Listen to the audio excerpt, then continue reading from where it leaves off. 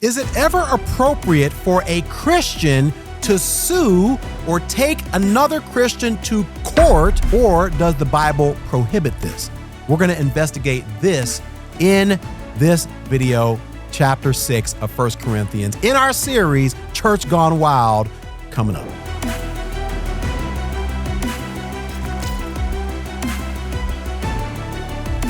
Hey, my friend, welcome back to another video inside of our series, Church Gone Wild, a modern day look at the wildest church ever. We are topically teaching through the book of 1 Corinthians, and today we are in chapter 6, a very, very practical passage of scripture talking about should Christians sue other Christians? A very interesting topic, very interesting question. So, if you missed any of the videos in this particular series, a link to all of them, the playlist is in the description box below. With that being said, let's move on. Now, in the past chapter 5, one of the things that Paul was primarily focused on and concerned about was how the church looked to the outside world. He says, hey, if you don't discipline this man who is having an incestuous relationship with his father's wife, this is not going to look good to those who are unbelievers who are saying, hey, why would I want to come to your church when you are acting worse than we could ever imagine to do? Chapter 6 is really, or at least the first part of chapter 6, is really continuing that discussion. And now Paul is dealing with something else that was going on inside of the church of Corinth that was also making the church look bad to the outside world. Beginning in verse 1, Paul says, when one of you has a dispute with another believer, how dare you?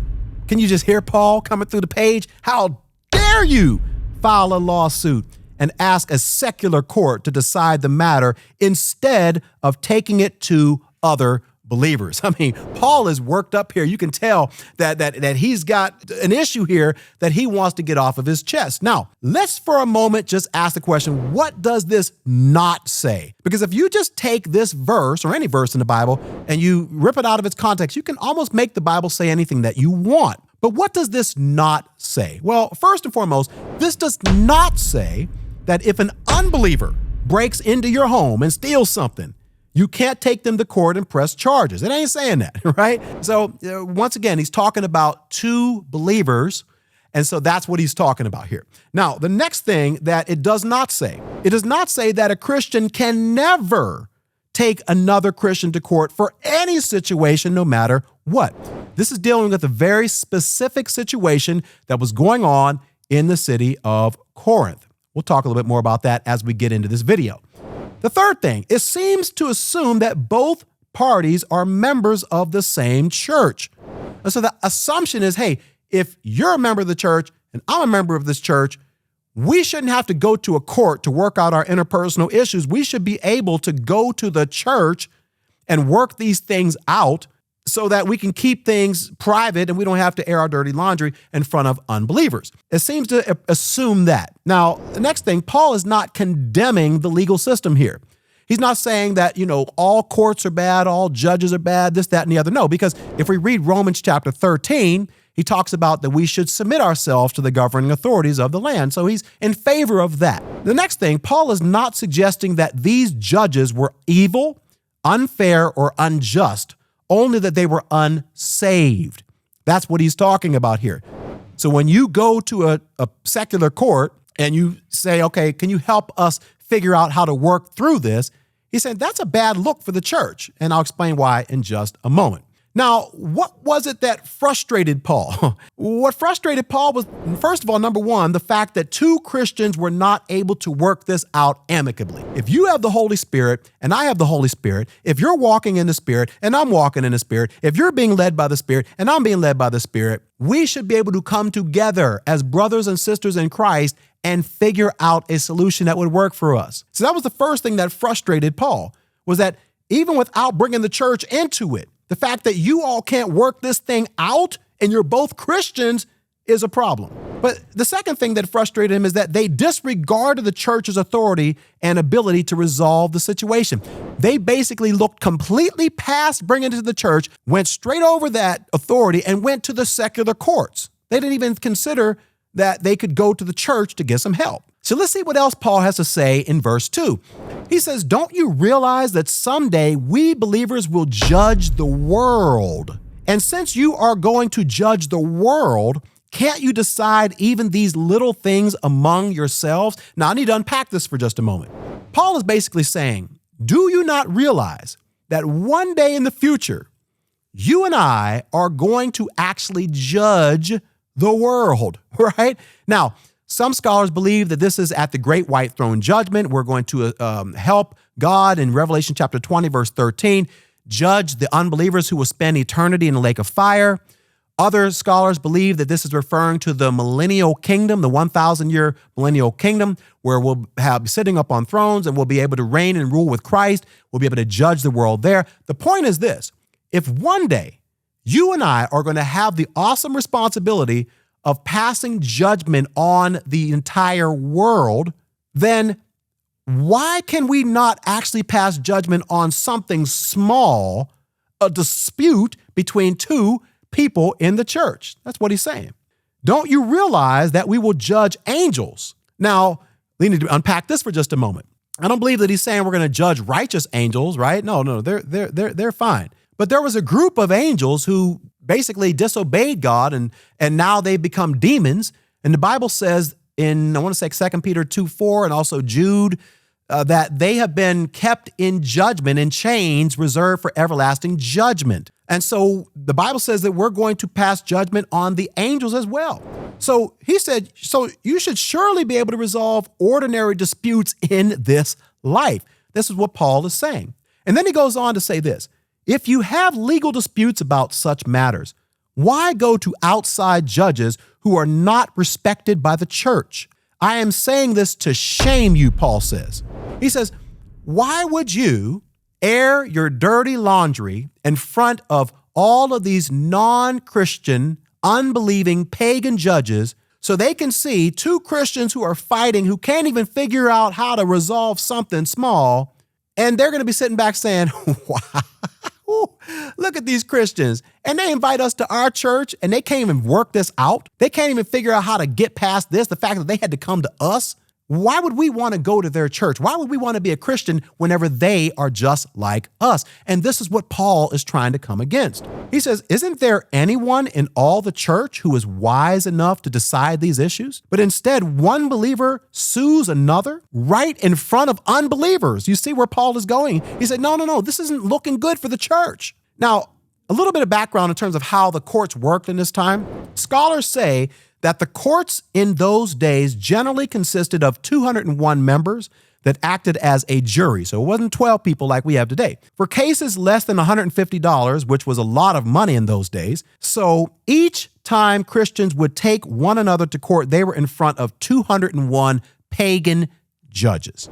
That is what is at stake here. Now, notice this next verse is where it becomes shocking. Even to have such lawsuits with one another is a defeat for you. He says, the fact that you have to take another Christian to court means the body of Christ is already lost. You've already lost. Even if you win the case, it's already a loss for the body of Christ, for the church. He says, why not just accept the injustice and leave it at that? Why not let yourselves be cheated? And this is the reason why most scholars believe that the issue that was going on here was really more of like a petty money type of thing, or it wasn't necessarily a criminal thing. It was more so maybe somebody got cheated or defrauded out of some money or whatever. And he says, why not accept the injustice and leave it at that? Now, that's pretty hard for us to understand and accept. It's like, well, I can't do that. Man, I can't let that person get away with that. They need to pay for what they're doing, right? No, I'm not going to let them get away with that. Why not just accept? Paul said, why don't you just accept the injustice that was happening to you and trust God? And that's basically what he's saying here, because it's a loss either way, even if you actually win the case. And then he goes on to say this: instead, you yourselves are the ones who do wrong and cheat even your fellow believers. Don't you realize that those who do wrong will not inherit the kingdom of God? Now pay attention to this. Don't fool yourselves. Those who indulge in sexual sin, or who worship idols, or who commit adultery, or are male prostitutes, or practice homosexuality, or are thieves, or greedy people, or drunkards, or are abusive, or the list is going on and on. Have you seen yourself in this list at all? Or cheat people, none of these will inherit the kingdom of God. Some of you were once like that, but you were cleansed. You were made holy. You were made right with God by calling on the name of the Lord Jesus Christ and by the Spirit of our God. Now, what is he saying? What is he trying to say? He's saying because you used to be like that, because you are now cleansed, because you are no longer a cheat, because you are no longer a drunkard, because you are no longer an effeminate or homosexual or whatever it is, act like it. That's what he's saying. He's saying, look, by not being able to resolve conflict and interpersonal issues, you're acting just like the people who will not inherit the kingdom, even though you will. So that's what Paul is saying. Now, what does this mean for us today, right? Like practically speaking, and let's break it down, bare bones, what does this mean for us today? Brother Parr, are you saying I can never go to court? Okay, well, let's talk about it. Number one, as I said before, this passage is speaking of Christians suing Christians.